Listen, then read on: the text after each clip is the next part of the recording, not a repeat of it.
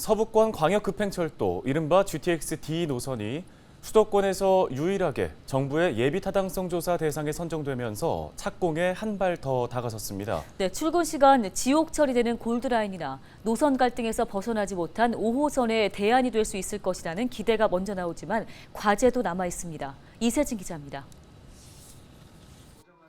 서부권 광역급행철도는 노선 확정 전부터 서부 수도권 주민들의 관심을 한몸에 받았습니다.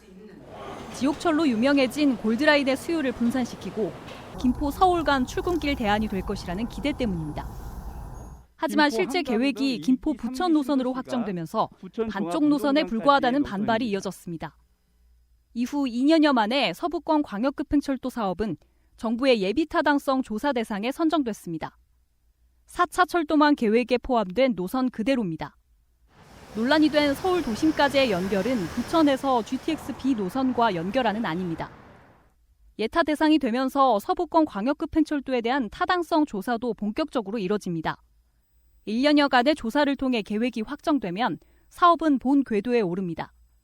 계획대로라면 2030년 완공이 목표입니다. 다만 기획재정부는 예타 대상 사업 중에서도 서부권 광역급행철도의 경우 인근 주민의 불편 해소를 위해 국토교통부, 조사기관과 협의해 조사 결과가 최대한 빨리 나올 수 있도록 하겠다고 덧붙였습니다. 최근 김포 골드라인의 과밀 문제가 심해지면서 혼잡도 사고가 늘어나고 있는 만큼 추진 기간을 단축하겠다는 의지로 해석됩니다. 정치권은 일단 정부 결정을 반겼습니다. 수도권 사업 가운데 서부권 광역급행철도가 유일하게 예타 대상이 된 점을 유의미하게 본 겁니다. 하지만 과제는 남았습니다. 강남 직결 노선에 대한 주민들의 요구가 여전히 높기 때문입니다.